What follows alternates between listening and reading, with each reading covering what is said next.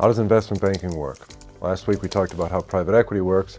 We thought it makes sense to have a similar high-level overview of the investment banking world, the different pieces of it, how the ecosystem tends to work, and where each party sits within that. And so if private equity is oftentimes deemed or colloquially referred to as the buy side, given that they are buying companies, the investment banking world, or the intermediary world of sorts, is referred to oftentimes as the sell side. So when you hear these expressions, sell side, buy side, you can broadly differentiate it between private equity, or the people that are deploying capital or buying things, from investment banking or advisory firms that are assisting clients in either the sale of a company or part of a company or a unit of a company, or the attainment of capital from said buy side. So that's largely the differentiator there. So now digging into the investment banking world, we would largely split or bifurcate that universe into two main components. Those focused on publicly traded companies, with those focused on privately held companies. And there's going to be overlap in a lot of what we talk about here, but this is to give some general parameters. And so when you think of investment banking, it includes the sale of companies or mergers and acquisitions. It includes the issuance of bonds for publicly traded companies, the issuance of stocks. And so when you hear of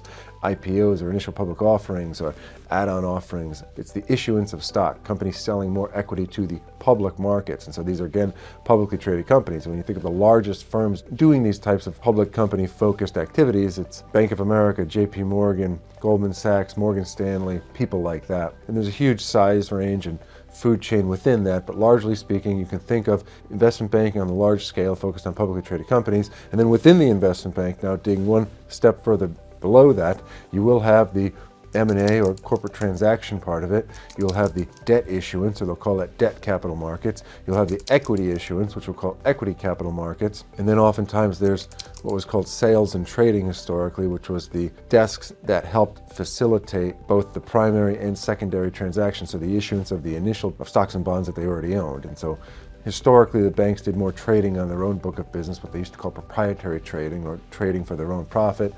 Largely after the 2008-ish crisis, it's been modified in many ways, so the focus to be on serving clients. Obviously, it's a bit of a gray area, however, something to keep in mind. And so largely within an investment bank, you will have M&A or corporate transactions, equity capital markets, debt capital markets, sales and trading, a whole lot of other groups depending on if they do restructuring or activist advisory. There's a lot of more subspecialties, but these are the general groups to think about within investment banking. And then oftentimes, depending on which firm it is and how large they are, you will often have a further breakdown of industry groups. And so there could be an industrials group, telecom, media, and technology was another one, healthcare, software. And so depending on the bank, on how they slice it, they can oftentimes differentiate between size or industry.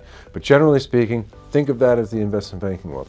And so pivoting to what we call kind of the M&A, advisory, and capital markets businesses, of which we include ourselves, these are largely companies representing privately held businesses. So in our instance, for example, we're representing families, entrepreneurs, small groups of investors that own companies that are looking to either sell those companies or secure capital for them.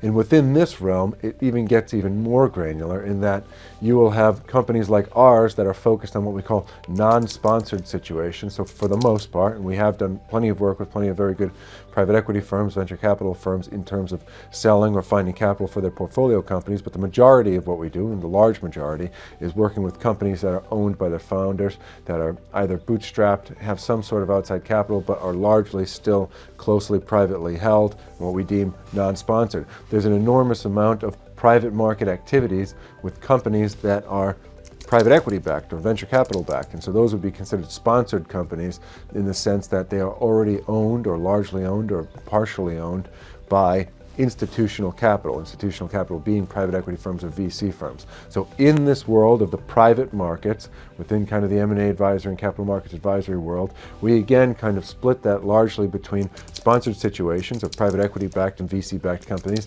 and non-sponsored situations. And so within our realm, again, we focus more on the non-sponsored side of that, but it's another way to think of things. And so in these situations, whether sponsored or non-sponsored, the buffet of services to a degree is somewhat more simplified than the public markets in that it's all private market oriented, but still there's a huge array, spectrum of different types of companies, sizes, industries. And so oftentimes what you will see in this, investment banks again, focusing on selling businesses, finding capital, and that can be more diversified. Instead of issuing bonds, it can be finding loans, whether that's from banks or non-bank lenders. It can be finding equity, whether that's from family offices, from private equity firms. And so there's a lot of kind of intermingling within that. But largely speaking, I would think of the distinction between, are they focusing on sponsored situations or non-sponsored situations?